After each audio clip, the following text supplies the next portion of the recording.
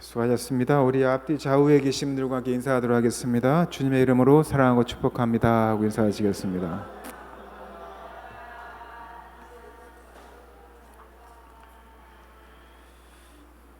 날씨가 많이 선선해졌습니다.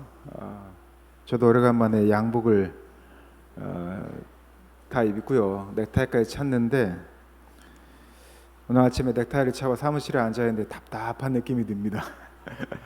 그새 또 편한 복에 맞춰지다 보니까 양복을 입는 게 조금 불편해지는 그런 상황이 됐긴 했는데요. 또 좀 있으니까 이렇게 적응이 됩니다. 9월 23일 날에 우리는 어떤 사건이 있는지를 잘 기억을 못 하실 겁니다. 뭐 어제 일도 몇 시간 전 일도 잘 기억을 못 하는데 일주일 전에 있었던 일을 기억하기도 힘들겠죠. 그러나 9월 23일은 한국에서 로잔 대회, 복음주의, 우리 침례교도 복음주의, 뭐 개혁주의, 뭐 여러 가지가 있는데요. 복음주의의 신앙을 가지고 있는 많은 전 세계 사람들이 모여서 제 4차 로잔 대회가 인천 송도에서 있었습니다. 그리고 끝나고 난 후에 서울 선언문이라고 하는 그 회의가 끝나면, 대회가 끝나고 나면 기념비적인 어떤 기록들을 남기는데 복음주의 입장에서 남긴 그러한 글들이 또 회자가 되고 또 많은 평가들이 있었던 그 한 일주일이 바로 9월 23일을 기점으로 시작이 됐습니다. 그러나 이 로잔 대회가 벌어지는 그 기간 동안에 여러분들이 뭐 복음주의가 뭐고 로잔 대회가 뭔지 뭐 이렇게 알려면 상당히 복잡한 이야기한데요. 이 로잔 대회가 벌어지는 그때, 시작되어지는 그때 9월 23일 날 전 세계적으로 유명한 소식이 하나 타전이 됩니다. 그건 다름이 아니라 이스라엘이 레바논을 폭격한 사건이었고요. 그 사건으로 인해서 500명의 사람들이 죽게 되고 그 중에 어린아이가 35명, 그리고 여자가 58명이 죽는 그러한 큰 사건, 전쟁의 시작이 벌어진 일이 벌어졌습니다. 제가 로잔 대회를 언급하면서 레바논 폭격 이 사건을 이야기하는 이유는 로잔 대회를 이끌면서도 이 레바논에서 벌어진 이 폭격 사태를, 이 상황을 보는 시각이 매우 다르다는 것을 보게 되었다는 것입니다. 많은 이들이, 의외로 한국의 많은 보수 기독교인들이, 특히 미국을 대표하는 복음주의 영역에 있다고 하는 기독교, 개신교 목회자들, 성도들이 이스라엘이 레바논에 행했던 이 폭격을 정당성을 부여하고 있는 이들이 많다는 겁니다. 우리가 그러한 생각들, 사고들을 보면 우리가 하나의 일방적인 시각으로 누군가를 바라보고 그에 대한 판단을 신앙의 이름으로, 성경의 이름으로 재단하게 됐을 때 우리가 기독교가 갖고 있었던 본질들, 또는 기독교가 추구했던 신앙의 모습들, 또 예수 그리스도가 우리에게 보여주려고 했었던 하나님 나라에 대한 이야기를 잘못 해석하거나 극단화하거나 이원화하는 그런 잘못을 범하게 된다는 것이죠. 그래서 우리가 아주 그냥 단도직입적으로 이야기하자면 미국과 이스라엘은 선하고 레바논과 중동은 악하다라고 하는 이원적 구조로 그 폭격이 매우 정당한 것처럼, 심지어는 하나님의 징벌인 것처럼 이렇게 말하는 잘못을 범하게 된다는 것이죠. 로잔 대회에서 이 문제가 회자가 됐습니다. 왜냐하면 로잔 대회에서는 그러한 폭격이 정당하다라고 이야기하지는 않았지만 로잔 대회에 참여한 중동 지역의, 레바논 지역의, 이집트 지역의 대표자들이 와서 이 이야기를 나누었을 때, 또한 이것에 대한 관심을 갖고자 했을 때 많은 이들이 불편함을 느꼈다는 겁니다. 예를 들면 이러는 것이죠. 여러분들은 아주 유명한 하마스라고 하는, 우리가 테러 집단으로 여겨지는 하마스라고 하는 그런 단체를 알고 있습니다. 우리가 소위 말하는 미국이나 또는 유럽 지역의 각종 테러를 차양을 하죠. 저는 그들이 하는 전쟁에 버금가는 테러 행위를 옹호하고 싶은 생각이 전혀 없습니다. 그들이 하는 방식조차도 저는 잘못됐다고 보고, 아무리 그들이 말하는 독립투쟁 또는 뭐 여러 가지의 어떤 미사역으로 붙인다 할지라도 그들이 하는 평화가 아닌 전쟁을 통한 또는 살인을 통한 뭔가를 쟁취하려고 하는 그 방식, 그 방법은 저는 전혀 동의하지 않습니다. 그러나 어느 순간 우리는 이러한 시각을 많이 보게 되죠. 하나의 용어를 봐도 그렇습니다. 하마스에 의해서 이스라엘의 어떤 파티 현장이 공격을 당하고 그리고 많은 이스라엘의 사람들이 끌려갔습니다. 그런데 우리가 용어를 이렇게 이야기를 합니다. 하마스 사람들이, 하마스의 이 군인들이 또는 뭐 어떤 이들이 말할 때 테러리스트들이 잡아간 이스라엘 국민들을 우리는 뭐라고 부르냐면 인질이라고 부릅니다. 그런데 이스라엘 사람들이 잡아온 하마스 군인들은 포로라고 부릅니다. 이 무슨 차이일까요? 나라와 나라가 전쟁을 벌였는데, 물론 어떤 이들은 인정하지 않지만 나라와 나라와 전쟁을 벌였는데 어떤 이들은 테러리스트로 규정하고 그들이 잡아간 사람들을 인질이라고 이야기합니다. 그러나 이스라엘에서 잡은 이 팔레스타인 또 하마스의 군인들은 포로라고 하는 것은 너무나 다른 의미를 부여하고 있습니다. 매우 편향된 시각에서 하나의 사건을 보고 있는 것이죠. 저도 그랬습니다. 오래전에는 많이 그랬었습니다. 그리고 아마 많은 우리나라의 사람들도 이런 시각을 벗어날 수 없을 것입니다. 왜냐하면 많은 언론들은 그러한 시각으로 이것들을 다루고 있고 아무렇지도 않게 그것에 대해서 사용하고 있기 때문입니다. 제가 오늘 예배 서문에 이 이야기를 하는 이유는 기독교도 또 우리 개신교도 2000년의 모든 역사 가운데 그와 다를 바 없는 상황에 항상 처해 있었다는 것입니다. 그런데 어느 순간 우리가 우위를 점하는 순간 다를 바 없는 우리가 비판하였던 또 우리가 극복하고자 했던 이들과 다를 바 없는 시각으로 또 다른 이들을 바라보고 있더라는 것이죠. 그래서 우리가 보는 시각들이 타 종교 또 타 국민 또는 예수를 믿지 않는 사람들에 대해서 우리가 그리스도인으로서 어떤 시각으로 보고 있는지, 그들에게 복음을 어떻게 전하고 있는지는 우리가 한번 깊이 상고해보고 되돌아봐야 한다고 생각을 합니다. 오늘 여러분들이 본문에 등장하는 브리스길라와 아굴라는 전혀 어울리지 않는 부부였을 것입니다. 브리스길라라고 하는 여자분은요, 성경에 이 브리스길라와 아굴라라고 하는 이 부분은 신약 성경에 전체적으로 6번 등장을 합니다. 그 중에 4번은 브리스길라와 아굴라 이렇게 표현을 합니다. 브리스길라는 여자고요, 아굴라는 남자입니다. 그 시대적인 상황을 우리가 대비해 봤을 때 여성이 남성보다 이름이 먼저 나오는 경우는 브리스길라의 신분이 아굴라보다 더 높아서 그것을 배려했거나 아니면 초대교회에 바울이 사역하던 그 교회에서 아굴라보다는 브리스길라가 더 지도적 역할을 했기 때문에 아마 브리스길라와 아굴라라고 하는 이름의 순서로 배치하지 않았을까라고 생각을 하게 됩니다. 실제로 브리스길라는 이탈리아의 브리스가라고 하는 가문의 유력한 가문의 딸이었고요. 아굴라는 터키의 디도라고 하는 그 섬에서 태어난 유대인이었습니다. 유대인이었던 아굴라가 부모를 따라 아마 로마에 노예로 끌려간 것 같고요.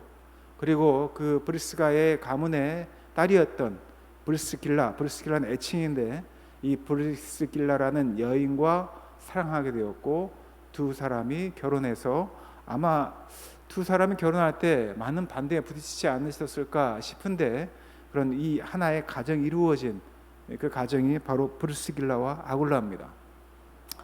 그런데 글라우디오라고 하는 로마 황제가 유대인들에게 로마에 머물지 않고 자신의 고향으로 돌아가도록 추방을 하는 그 사건 때문에 이 브루스길라가 이탈리아 즉 로마에 남아있지 않고 아굴라와 함께 고린도로 옮겨오기 시작하면서 바울과의 만남이 시작이 됩니다.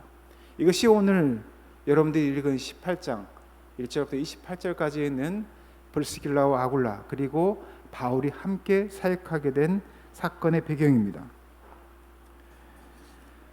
바울 일행이 아덴에서 철학과 종교가 성행했던 그런 많은 사람들이 지혜를 찾아 또한 그들이 믿고자 하는 신을 찾아 왔었던 이 아덴, 지금의 그리스의 아테네를 떠나서 고린도로 넘어오게 되고 그리고 이 고린도에서 바울이 브리스라 아굴라를 만남으로 새로운 사역이 시작이 되는데 이 고린도의 사역이 좀 더 독특한 게 뭐냐면 바울은 실제로 선교지에 가면 오랜 기간을 머문 적이 별로 없습니다.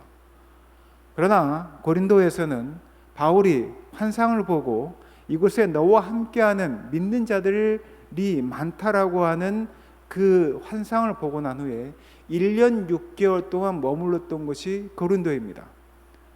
1년 6개월 동안 장기간 그가 텐트 만드는 일, 그러한 자비랑 선교를 하면서 머무는 동안 그 옆에서 같은 생업, 즉 텐트 만드는 일, 우리가 텐트 메이커라고 하죠. 이 텐트 만드는 일을 함께 하면서 도움을 주었던 부부가 바로 브루스길라와 아굴라였습니다.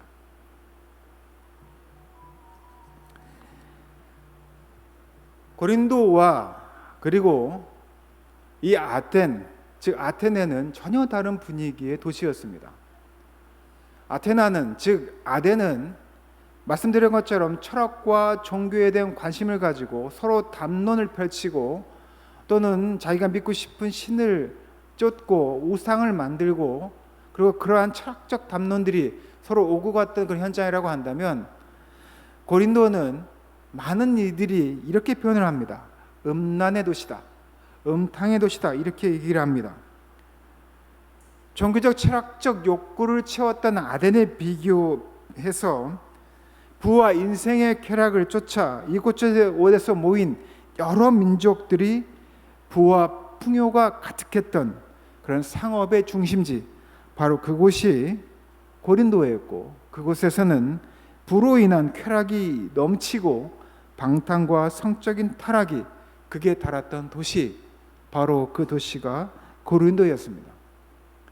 그리고 하나님께서는 바울에게 환상으로 보여주시기를 이 고린도에 하나님께서 택하신 백성들이 많이 있으므로 이곳에 머물며 복음을 전하라고 이야기했고 바울은 말씀드린 것처럼 1년 반 동안 그곳에서 복음을 전하는 일을 하게 됩니다. 한 곳에서 많이 머물지 못했던 바울의 선교 여행의 이유는 바로 바울에게 핍박이 바로바로 주어졌기 때문입니다. 회당에서, 광장에서, 또는 법정에서 복음을 전할 때마다 유대인들이 들불같이 일어났고 그들은 회심보다는 바울을 공격을 했고 어떻게든 바울을 잡거나 또는 벌을 주거나 또는 죄를 물어서 감옥에 가두려는 시도를 끊임없이 했습니다. 바울은 그러할 때마다 생명의 위협을 느끼고 다른 사역지로, 다양한 사역지로 옮겨갔는데 고린도 교회에서는 하나님께서 확신해 주셔서 1년 반 동안 지내게 하셨고 1년 반 동안 지나는 동안 그에게 아름다운 부부 동역자 브루스길라와 아굴라를 보내주셨습니다. 하나님은 사람을 통해서 역사하십니다. 한 사람이 아닌 서로에게 필요한 사람들을 만나게 하시고요. 그리고 서로를 보완하게 하시고 힘이 되게 하시고 그리고 복음의 길을 걷게 하십니다. 지금 고린도에서 브루스길라와 아굴라가 그랬고요. 바울이 그랬고요. 또한 그곳에서 만난 많은 사람들이 서로를 보완하고 힘이 되어주며 복음의 길을 걷게 하고 있습니다. 예수님 당시에도 마찬가지죠. 예수님에게는 12명의 제자가 있었지만 단 12명의 제자뿐만 아니라 무명의 성경에 기록되지 않은 많은 제자들이 곁에 있었고 또한 예수님께서 가고자 하시는 길 또한 그 이후의 제자들이 가고자 했던 길을 가는 그 믿음의 길에 많은 우정들이 펼쳐지게 되었고 서로 힘이 되어 주었음을 우리는 볼 수가 있습니다. 성경에는 보면 이름이 등장하는 사람들이 있습니다. 우리는 그것을 매우 큰 영광으로 봅니다. 그러나 무명으로 헌신하거나 심지어는 아무 이름도 없이 순교당한 이들이 너무나 많습니다. 성경에 이름이 기록된 그런 우리가 복된 일도 있었지만, 그러나 이름이 기록되어지지 않는 것이 복이 아니라고 할 수 없을 만큼 그것에 대해서 헌신하고 함께할 때는 일이 있습니다. 우리가 늙어가면서 나이가 들면, 특히 노년이 되면 많은 것을 두려워하는데 가장 두려워하는 것이 무엇일까? 특히 최근에 저희 교단에서 목회자들이, 특히 60, 70이 되는 목회자들이 제가 볼 때는 노욕을 부리는 장면을 보면서 왜 이러한 무리수를 둘까?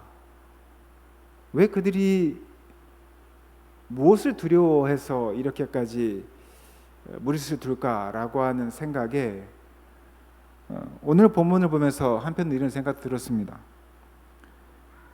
그들이 가장 두려워하는 것이 누군가 자신의 이름을, 또한 자신의 이름이 잊혀지는 것이 아닐까 하는 그런 두려움이 아닐까 하는 생각이 들었습니다. 그런 두려움들이 우리 삶에 있다 보면 욕심을 갖게 됩니다. 그리고 무리수를 두게 되죠. 그러나 말씀드립니다만 오늘 브리스길라와 아굴라, 그리고 성경에 등장하는 많은 성경에 이름이 등장하는 이들이 있긴 하지만, 그러나 이름이 등장하지 않은 그 이면에 더 많은 수백 배, 수천 배의 무명의 그리스도인, 무명의 순교자들이 있었기에 지금의 한국교회가, 또한 지금의 우리의 모습이 있게 된 것입니다. 그럼에도 불구하고 오늘 성경은 바울을 도와서 함께 헌신하고 동역했던 브리스길라와 아굴라의 사역을 우리에게 돌아보게 하시고, 우리가 공동체 안에서 어떻게 헌신하고 또한 동역해야 되는지 하나의 이야기를 우리에게 보여주고 있습니다. 사도 바울의 고린도 사역에 있어서 매우 중요한 동역자, 매우 소중한 동역자 한 부부, 바로 브리스길라와 아굴라.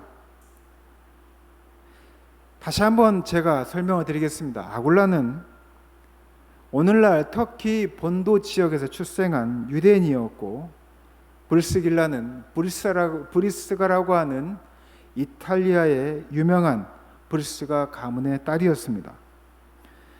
두 사람은 빈부의 차이, 또는 신분의 차이, 민족의 차이, 사회적 지위의 차이, 이런 가문의 차이를 극복하고 맺어진 부부였습니다. 그리고 이 부부는 신분적 차이, 또한 민족의 차이, 사회적 지위, 이 모든 것을 극복하고 결혼한 후에 이 글라우디아라고 하는 로마 황제의 지침에 따라서 고린도로 이동하게 되었고, 그곳에서 사도 바울을 만나게 됩니다. 유대인 추방령이 임했을 때 유대인 남편을 따라가는 이 브리스길라의 헌신과, 또한 함께하는 이 아굴라와, 그리고 바울 사도와 함께 했었던 그 사역에서 그들이 보여주었던 동역과 헌신은 이후에 성경의 곳곳에 기록이 되면서 그들이 어디까지 헌신하였는지를 잘 보여주고 있습니다. 사실 바울은 한 곳에 머물지 않았지만 고린도에서 1년 6개월을 머물렀고요. 그리고 브리스길라와 아굴라와 함께 동일한 생업을 하면서 이 고린도 교회에서 주님의 복음을 전하는 일을 하게 됩니다. 그리고 이 바울이 고린도를 떠나서 에베소로 갈 때 아굴라와 브리스길라도 이 고린도에서의 생업을 접고 바울과 동행하는 그런 결단을 하기도 합니다. 그리고 브리스길라와 아굴라는 에베소에 계속 머물면서 바울이 그 다음 선교 여행을 할 수 있도록 또 동역을 하는 일을 합니다. 또 브리스길라와 아굴라가 대단했던 것은 바울 밑에서 복음이 무엇인지, 예수 그리스도가 왜 그들의 구원자인지, 또한 그들을 구원한 구원의 소식이 무엇인지 복음의 핵심을 잘 알고 있다가 알렉산드리아에서 온 아볼라라고 하는 성경에 능통하고 예수님이 누구인지 알고 있었던 그에게 하나님의 도가 무엇인지 더 정확하게 풀어서 가르쳤다라고 하는 오늘 본문의 말씀에 성경의 표현이 있습니다. 브리스길라와 아굴라가 단지 그냥 옆에서 재정적으로 또 행정적으로 바울을 도운 것이 아니라 1년 6개월 동안, 또한 그 이후에 바울이 다시 되돌아와서 에베소에서 머물 때 또 2년의 시간 동안에 많은 성경 공부를 통해서 말씀을 전할 수 있는 교회의 지도자의 역할을 감당했고요. 또한 아볼로라고 하는 당시에 성경이 능통하고 말씀을 잘 전했던 이에 부족한 점을 보완하여서 그리스도의 도가 무엇인지를 잘 알려줌으로 아볼로라고 하는 지도자가 교회 안에서 잘 성장할 수 있도록 도움을 주는 중요한 역할을 했다는 것입니다. 브리스길라와 아굴라를 보면서 우리는 또한 말씀을 통해서 우리가 알 수 있는 것들은 우리가 교회 공동체 안에서 각자의 맡은 사역을 통해서 서로 도와주고 또한 서로 격려하고 지지하는 일들을 끊임없이 계속 할 수 있다는 것입니다. 또한 그렇게 해야 된다는 것입니다. 말씀을 전하는 저 또는 여러 가지 사역들을 감당하는 우리 성도들, 우리는 사역의 위아래가 있는 것이 아니라 서로의 사역들을 보완하고 돕고 지지하고 또한 도움을 주면서 교회 공동체를 이루어감으로 그것을 하나님 나라로 만들어가는 하나의 사역의 과정에 동참하고 있다는 것입니다. 이것이 바로 우리가 추구해야 될, 우리가 이루어야 될 동역의 모습이요, 또한 서로에 대해서 바라보는 우리의 시선이 되어야 한다는 것입니다. 우리가 누군가에게 도움을 줄 때, 또한 누군가에게 가르쳐 줄 때 누군가를 내 밑에 두는 것이 아니라 서로 보완하고 서로 동역하고 서로 함께하는 마음으로 이 일들을 함께 이루어 가야 된다는 것이죠. 이 브리스길라와 아굴라는 바울의 서신에 보면 곳곳에 등장을 합니다. 사도행전 19장 10절에 보면 브리스길라와 아굴라 부부가 다시 에베소에 돌아왔을 때, 바울이 돌아왔을 때 2년 동안 더 머물러 사역하는 장면이 19장 10절에 보면 또 나옵니다. 그리고 로마서에 보면 바울이 로마 교회에 편지하면서 이 브리스길라와 아굴라 부부에 대해서 소개하는 장면이 나옵니다. 로마서 16장 3절에서 4절에 있는 말씀인데 읽어드리겠습니다. 너희는 그리스도 예수 안에서 나의 동역자들인 브리스가와 아굴라에게 문안하라. 그들은 내 목숨을 위하여 자기들의 목까지도 내어놓았느니 나뿐 아니라 이방인의 모든 교회도 그들에게 감사하느니라. 이렇게 기록을 하고 있습니다.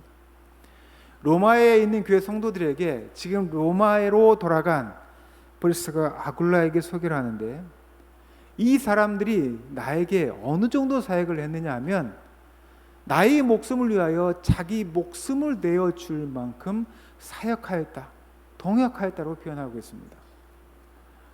이 말씀을 오해하지 마시기 바랍니다. 진이교 목사에게 충성 봉사했다, 또는 바울에게 충성 봉사하였다, 이런 이야기가 아닙니다. 복음의 동역을 위하여서, 바울의 사역을 위하여서, 또한 누군가의 사역을 위하여서, 이방인을 위한 그 모든 사역을 위해서 브리스길라와 아굴라가 어떠하였다? 자기의 목숨을 내어놓을 만큼 헌신하였다는 것입니다. 교회 공동체를 위하여서, 또한 복음을 전하는 사역을 위하여서 브리스길라와 아굴라가 어떠한 마음으로 헌신하고 동역하였는지 바울이 거의 4년여 기간에 보았던 그의 모습들을 로마에 있는 교회 성도들에게 지금 소개하고 문안하고 감사하다는 그 편지를 하고 있는 것입니다. 저는 이 바울의 로마 교회를 향한 브리스길라와 아굴라에 대한 이 표현문을 보면서 우리 사랑하는 제일교회 성도들이 수십 년 후에 서로가 몸이 멀어져 있을 때 나라는 사람을 어떻게 표현할까? 또는 나는 우리 사랑하는 제일교회 성도들을 어떻게 표현할까라고 하는 그 미래의 편지에 대해서 생각해 보았습니다. 정말 진일교 목사는, 우리 장로님들은, 권사님들은, 우리 성도들은 제일교회 공동체 안에서 어떠한 동역과 헌신과 또한 어떠한 사역들을 해왔는지, 어떠한 표현을 하였을까? 이 브리스길라와 아굴라에게 이 바울이 표현하였던 이 표현이 내 입에서 흘러나올까? 또는 우리 성도들의 입을 통해서 흘러나올까? 아니, 그러한 고백들이 흘러나왔으면 좋겠다라고 하는 행복한 상상을 해보았습니다. 그러나 그 사역은 정말 고된 일입니다. 쉽지 않은 일입니다. 바울이 브리스길라와 아굴라 부부를 충성된 동역자로 소개하고 또한 그들의 헌신을 칭찬했을 때, 왜 바울이 그들의 동역과 헌신을 칭찬했을까? 바울이 그들을 칭찬한 것은 그들의 삶의 목표가 이 땅의 행복에 두는 것이 아니라 구원의 복음을 온 누리에 전파함으로 참 행복을 얻는 그들의 헌신이 남달랐기 때문입니다. 바울에게는 그들이 특별했겠죠. 무려 더, 왜냐하면 생업도 같았습니다. 같은 직업을 갖고 있었기 때문이기도 하고, 무엇보다도 복음 사역을 위해서 그들이 목숨을 내어놓을 정도로 헌신적이었기 때문입니다. 로마서 기록을 보면 그들이 로마에 돌아갔을 때 그들의 거처를, 그들의 집을 예배처로 사용하도록 허락한 것 같습니다. 브리스길라와 아굴라가 로마에 들어가서 자기의 집을 예배처로 제공할 정도로 그들은 헌신하였고, 또한 바울은 그 사실을 잊지 않고 아까 말씀드린 것처럼 로마서 16장 3절 4절에서 이 브리스길라 아굴라를 문안하고 그들에게 감사하라고 하는 표현을 했을 뿐만 아니라, 또한 16장 5절에 보면 그 가정을 허락한 것에 대해서도 언급하는 장면을 보게 됩니다. 브리스길라와 아굴라가 바울과 헤어진 후에도 변함없이 주님을 위해서 충성했음을 이 바울은 지금 이 증언을 통해서 나타내고 있습니다. 바울은 생의 마지막 순간에 디모데후서를 기록하면서도 그들이 잊지 않고 언급을 하게 됩니다. 디모데후서 4장 19절에 보면 브리스가와 아굴라와 및 오네시보르의 집에 문안하라, 이 표현을 합니다. 바울이 마지막에 죽기 전에 기록한 디모데후서 마지막 순간까지도 그는 브리스길라와 아굴라를 잊지 않습니다.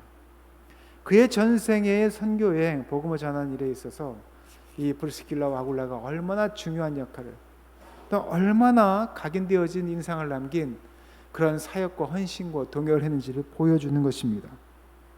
바울이 마지막 순간에도 잊을 수 없는 귀한 일꾼으로서 브리스길라와 아굴라를 지금 표현하고 있는 것입니다. 그들의 일신상의 직업 또는 관계를 통해서 우리는 지금 바울이 얼마나 그와 깊은 관계를 가지고 있고, 또는 그 후에 사역을 통해서 얼마나 많은 의지를 하고 또 도움을 받았는지 우리는 오늘 본문을 통해서, 또 여러 가지 성경 본문을 통해서 브리스길라와 아굴라를 통해서 우리는 볼 수가 있습니다.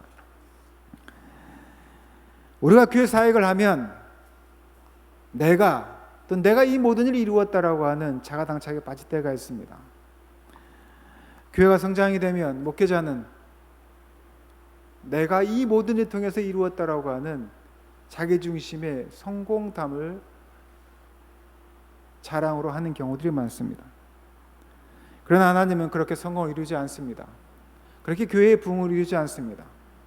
더 떠나서 복음을 전하는 일에, 하나의 생명을 구하는 일에 단 한 사람의 노력으로 이루어지는 경우가 별로 없습니다. 많은 사람들이 협력해서, 크고 작음이 있을 수 있지만 각자의 영향력으로, 또 각자의 보완으로, 서로의 협력함으로, 도움으로 이러한 일들이 이루어갑니다. 그 안에서 헌신하고 함께하는 동역하던 이들을 통해서 눈물의 기도와 눈물의 헌신을 통해서 하나의 영혼이 예수 그리스도 앞에 다가오게 되고 구원받게 되고 주님의 자녀로서 거듭나는 놀라운 역사가 우리 가운데 이루어지게 됩니다. 사랑하는 제 교성도 여러분, 하나님께서는 사람을 통해서 또한 여러분들 하나하나를 통하여서 이 복음 사역들을 이루어 갑니다. 한 사람이 소중합니다. 이 사람이 보여주는 그 열매를 통하여서, 그 증거를 통하여서 하나님께서 복음 사역들을 이루어 가십니다. 지금까지의 모든 이 여정들이, 복음의 전 세계로 펼쳐지는 이 모든 과정들이 가능했던 이유는 브리스길라와 아굴라를 비롯한 많은 헌신자들이, 숨어있는 헌신자들이 있었기에 가능했고, 그리고 그들을 통해서 이루어지는 그 증거를 통하여서 하나의 생명이 죽음에서 하나님 앞으로 나아오는 놀라운 역사들이 이루어진 것들입니다. 복음은 말이 아닙니다. 복음은 말이 아니라 누군가가 살아낸 증거들입니다. 진유교 목사가, 장로님들이, 권사님들이, 집사님들이, 또 개개의 성도들이 복음을 듣고 변화되어진 그 삶들을 매일매일 살아냈을 때, 그 살아낸 증거들이 사역의 헌신으로, 동역으로, 또한 지지로 나타남으로 그 증거들이 우리 삶 가운데 발현되어지는 것입니다. 말씀에 맺겠습니다. 사랑하는 지혜교 성도 여러분, 내가 무슨 역할을 하겠어? 내가 어떤 복음의 확장에, 복음의 사역에 어떠한 지대한 공헌을 하겠어라고 하는, 혹시 자기 연민이나 아니면 자기 부족함으로 무언가를 포기하는, 복음을 전하는 일에 복음을 전하는 일을 포기하는 그러한 일들을 우리 성도들이 하지 않기를 바랍니다. 브리스길라와 아굴라를 비롯한 많은 숨어있는 헌신자들, 또한 하나님과 함께 하려고 했던, 목숨을 내놓기까지 헌신하였던 이들이 있었기에 지금의 우리가 있게 된 것이고, 또 영혼 구원의 놀라운 사역들이 벌어지게 된 것입니다. 여러분들이 복음이요, 여러분들이 살아낸 그 증거들이 바로 복음의 결과물들입니다. 오늘 하루 여러분들이 어떻게 살아갈지, 또한 내일이 어떻게 살아가게 될지, 또한 제일교회 공동체가 어떤 공동체를 이루어갈지를 여러분들이 고민하고 또한 염려하신다면, 여러분들의 자리에서, 삶의 자리에서, 공동체 안에서 여러분들이 해야 될 그 역할들을 잘 감당하고 헌신하고, 또한 그 안에서 하나님 나라를 공동체에 있는 일에 여러분들이 기도하고, 또한 많은 각인각사의 모양으로 헌신할 때 하나님께서 여러분을 통하여서 구체적인 증거들, 결과물들 내실 거라는 그 믿음을 가지고 오늘 하루도 살아가시기를 예수님의 이름으로 축원하고 부탁드립니다. 기도하겠습니다.